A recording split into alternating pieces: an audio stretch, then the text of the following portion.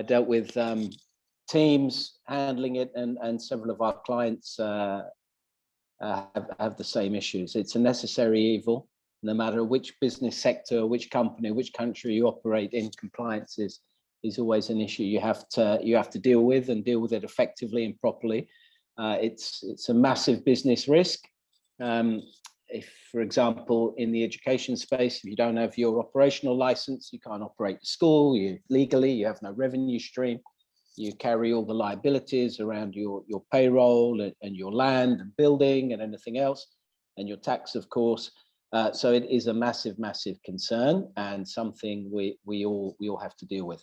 So we're going to share how we've dealt with it in the past, and how a few of our more successful clients deal with it also. So I just want to share this slide with you now, and most of you are probably quite familiar with this, but this is one slide from Ministry of Education that shows one license for SPK. Now, the reason I wanted to show you this, I mean, these are the guys who created this this regulation, this process, and I don't know if it's clear to you, but it's not clear to me. So if the guys that create this and implement it can't make it clear, then what hope do we have, right? But the good news about this is that it's a process. There's a beginning and an end. If it's a process, you can map it out. And looking at this, I've been in Indonesia 20 years now.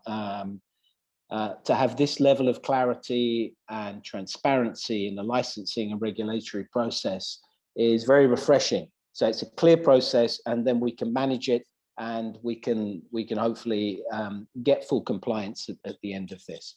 So I just want to share a couple of slides with you first, and this is we asked a group of our clients and people in our network to share some information about the hours a month that they put into compliance. And by compliance, I mean meeting all the MOE regulatory framework, whether it's meetings, whether it's document preparation, document submission, following through.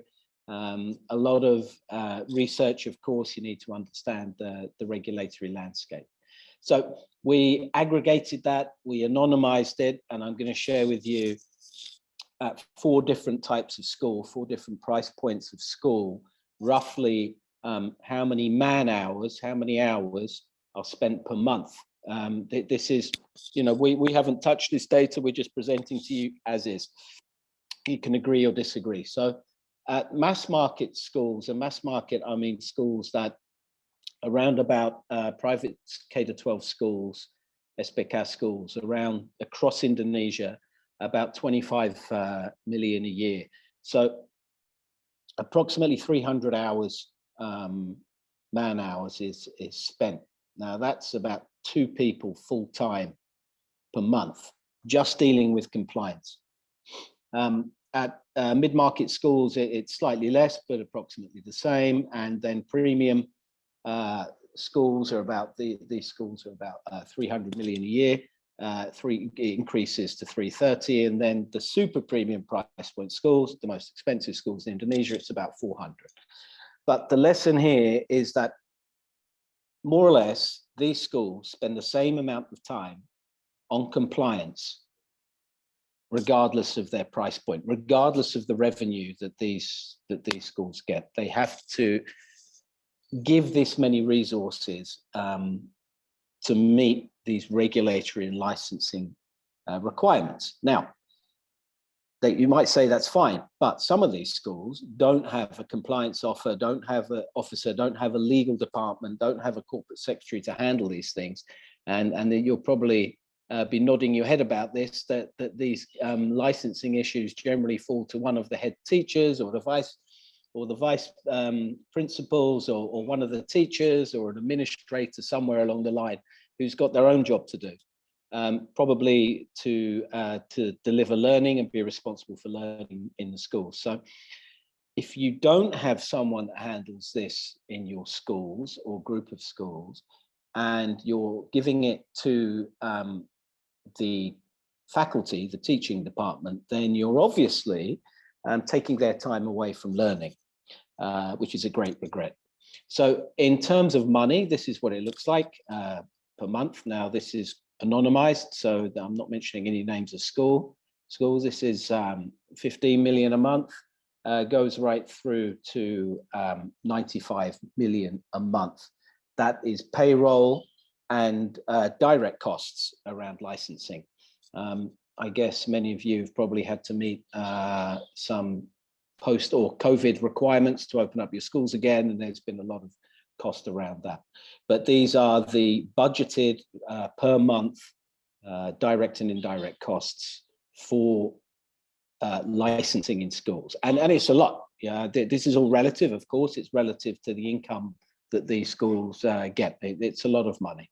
So let's move on, and we kind of look at this part. It's not the five stages of grief. It's the 3 stages of licensing and government relations. And you know, everyone starts and they get a bit angry about it because it takes up resources they haven't got, and there's no clarity, and everyone's scratching their heads.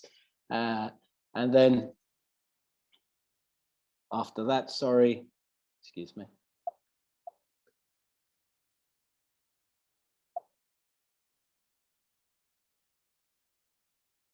Excuse me.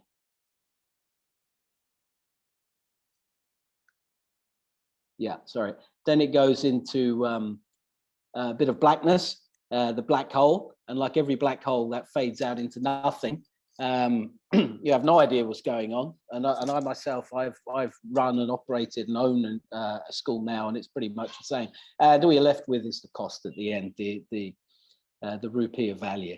So there is an answer to that. And if we look at other sectors, how they deal with it, they have basically a corporate or company secretary that deals with all their compliance and licensing issues. And there's no reason that schools shouldn't do the same. And in fact, some schools actually do that. Now, there is a cost to this, but the point is that you carve out your resources, if applicable, and you then identify the process and you manage the process, and you also manage your lobbying and government relations efforts, because this is a crucial part of the regulatory process. So let's have a quick look at this. I know Haifa will get into this a bit more, but we just want to share with you, you know, the light bulb moment. This is it. Okay, corporate secretary. Oh, I've got someone that does that in my school already, Oliver. But do they do it in the same way? Because I have experienced schools and groups of schools that do have these people in their schools, but are they managing the process appropriately? I hope so, but frequently not. So if we just break it down into 5 clear areas, and we'll look at this one by one. So stage 1 is the legal framework, reviewing the regulatory landscape. It's extremely important that whoever has this role can understand the regulations deeply. If we go back to the first slide, you saw the mapping of how to get that one particular SPK license. The problem is that that framework may be in place, but the people who often govern the MOE or DICNAS who govern that process aren't clear themselves.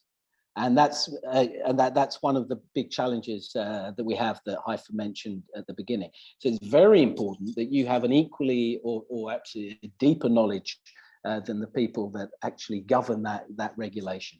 So you need to have a clear understanding and a continual understanding, because it's an evolving landscape of what the laws and regulations are.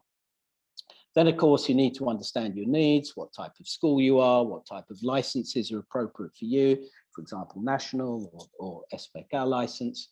And from there, you then need to map out your resources, your financial, your physical, your intellectual, all of these things. What can we manage to do?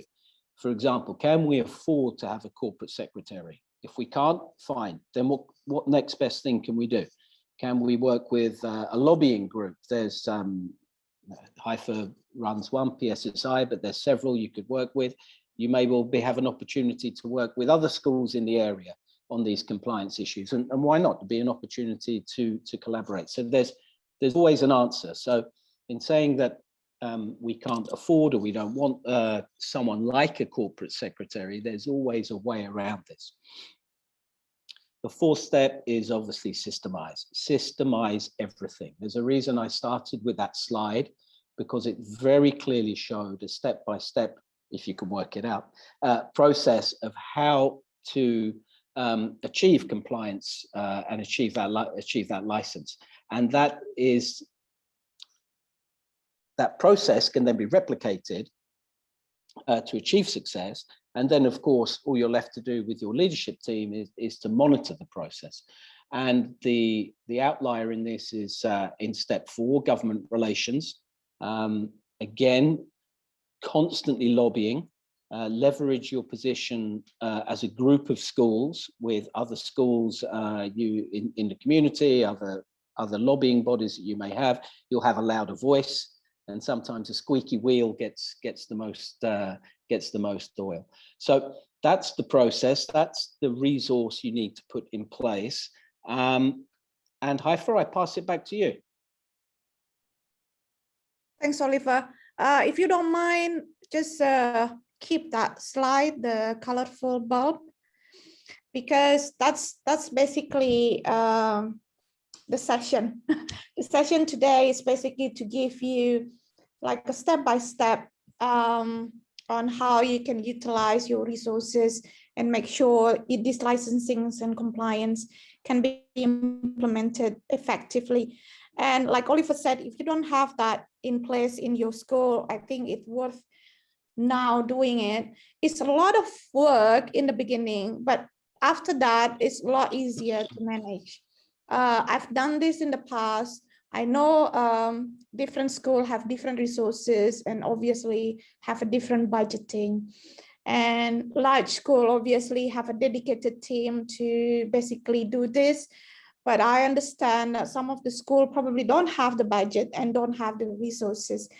But with this system in place, if you map out everything like what Oliver mentioned, it's really easy to basically measure and make sure that you utilize your current resources without adding any more budget. So I want to have a discussion, Oliver, if you don't mind. I have a couple of questions sent by participant who unfortunately cannot join especially on how to utilize the current team to support compliance because of budget constraint. Because most of the schools I know doesn't really have that dedicated team. So like you said, it's been all over the place. Whoever is available at that time can do it. But of course, that's basically a not sustainable system. So do you have any thoughts on that, Oliver? Yeah, sure. Can you hear me? Yep. Okay.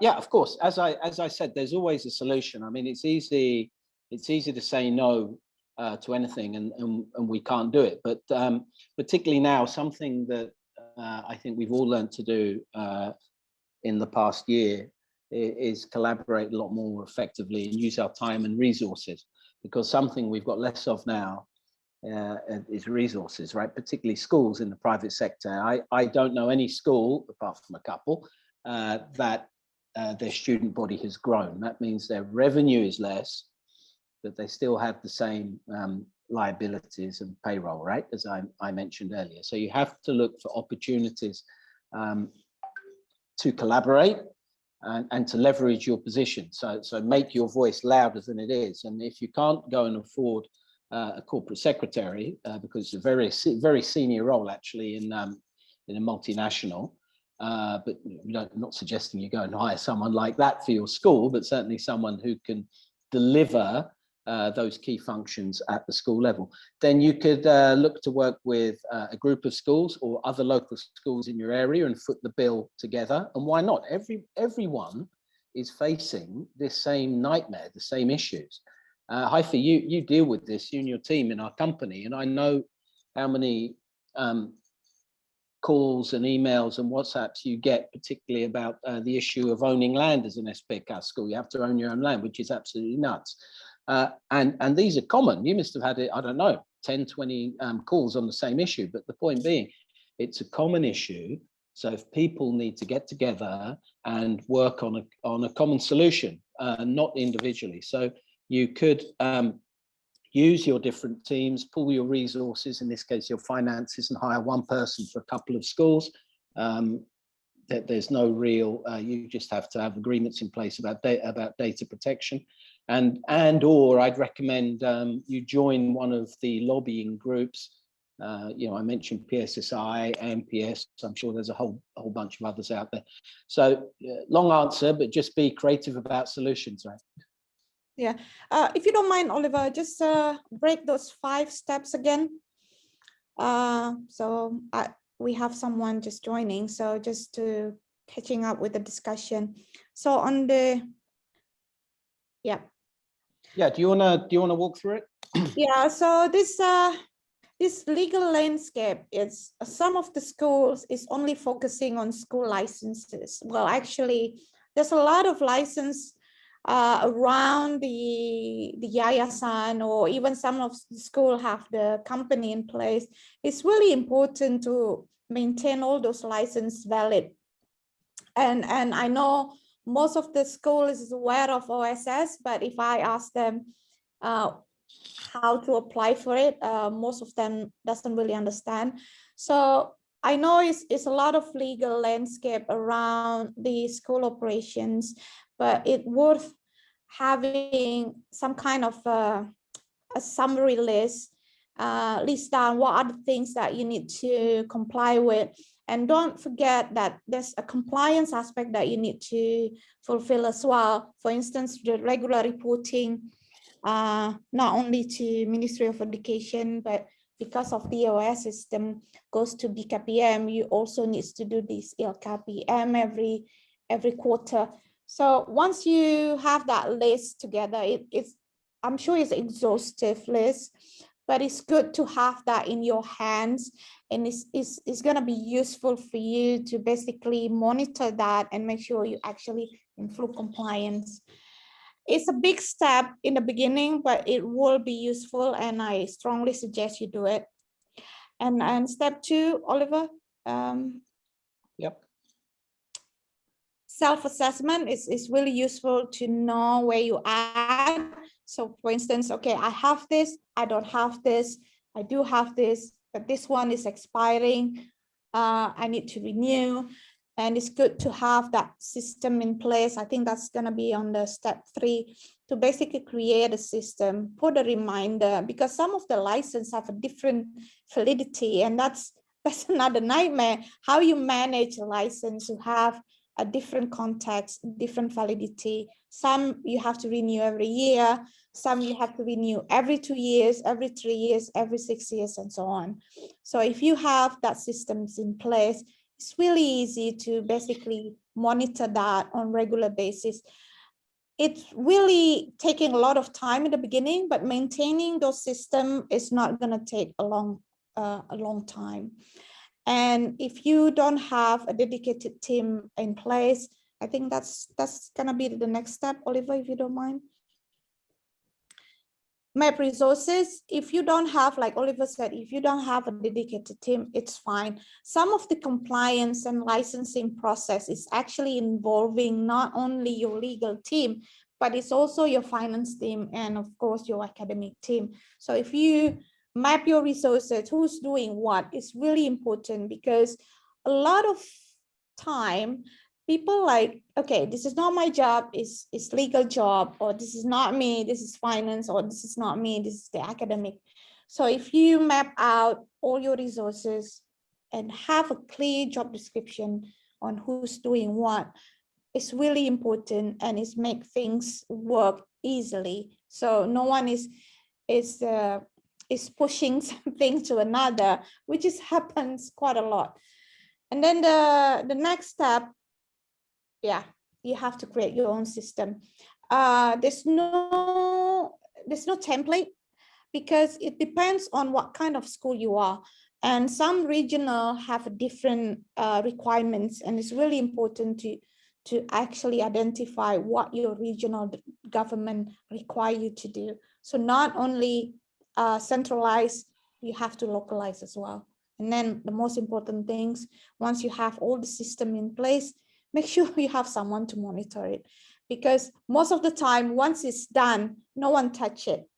And then when it comes to you need it, then it's another nightmare again to create a new whole system. And that's my experience. I once worked with a group of schools, have a dedicated team. It's easier to implement this, but I know some schools probably don't have. And now I'm also working with small schools who basically don't have a dedicated team to do it, but it's still doable to basically implement this efficient system. So one more question, Solifa, if you don't mind. So one participant is asking, which one is better, doing it internally or in-house or outsource, and why? Well, I'd always say you should try and do everything in-house unless it's specialized. For example, like tax. You know, if you're a huge school or organization, you've got your own tax specialist, great. But I don't know any schools that have their own tax specialist. So you outsource it.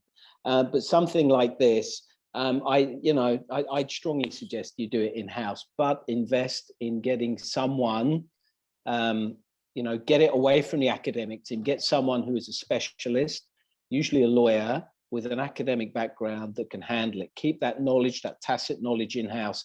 And who knows, I mean, I think it was step 2 there. I was just remembering times, a lot of our clients, not just in education, that they have documents all over the place when they're looking for an ACTA or an SCA, and this secretary's got it, or this PA, or this director, and no one knows where anything is. And so it makes everything crazy difficult to manage. Just put everything under one roof, keep it in-house. I would suggest doing that. Perhaps you need a consultant to guide you. I'm not sure about that, but do it in-house, consolidate what you got, manage the processes. It is a business risk. You do have to do it. There's no easy shortcuts about it. Yeah, I agree with you, even though I think it also depends on the scale of the institution itself. I mean, if it's a bigger institution involving a massive number of employees or any compliance aspect, I think it's good to have it in-house, because of course, with a lot of things going on, it's going to be costly if you do it outsourced. But again, I want to share my experience. Just one example on processing expats permits. I mean, in the past, there's a group of schools hiring hundreds of expats. Of course, it makes sense to do it in-house, because one expat can cost you a lot if you're using agent, which is outsourced.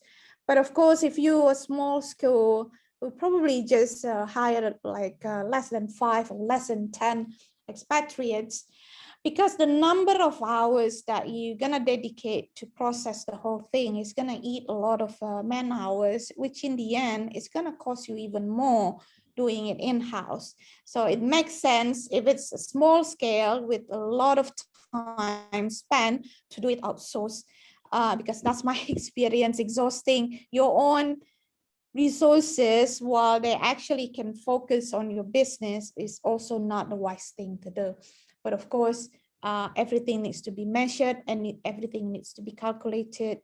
Sometimes outsource can be cheaper, sometimes it can be more expensive.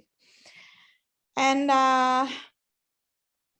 for the participant who wants to join the conversation or drop any question, feel free. We still have a few minutes left. We want to keep it brief, but again, if you want to have a discussion going after this, you know my email. I send you my private email to everyone. We're gonna do this kind of short session moving forward around the issues or matters that was asked to us by many of our clients or many of our schools. We tend to do it in a different context, in a different topics every month. So feel free to actually advise us on what we should discuss next time. And we're going to share this presentation and recordings to you. I hope this can be useful for your schools, and I'm happy to have a follow-up chat with each of you and see what we can do to support your school, because in the end, what's important is actually what's happened in the class, and we should be focusing on what happened in class and not focusing on compliance and admin, which can take 60 to 80% of our times. Oliver, you want to have a closing statement before I close this? Yeah, that's basically it. Please, you know, those of you that know us, we're more than happy to share. And if we don't know the answer, we'll refer you to someone that should be able to help you. But this is about putting your resources where they need to be put, and you're a school, so it's all about learning. It's not about, you know, going to 5-day MOE and DICNAS conferences because they want to exhaust their budget and have some crazy compliance issue that leaves you frustrated and not focusing on your students for a year or two. I know what it's like. I've been there. So yeah, we just want to help and support. This is something we do for free to a certain limit. We just want to share with you. So yeah, I hope it's been useful, and please share your ideas with us. Thanks, Oliver. So thanks everyone to attend this short session. Again, we're gonna do this 30-minute session every month with a different topic relevant to school and university businesses. So feel free to send me email or drop me a WhatsApp number, WhatsApp message. I mean, some of you I know, and we've been in touch already. So I really hope we can support you in any way. To make sure, like what I said, our business is about students, it's about our kids. So let's focus on that. So thank you. Have a great afternoon, and I'll see you next time.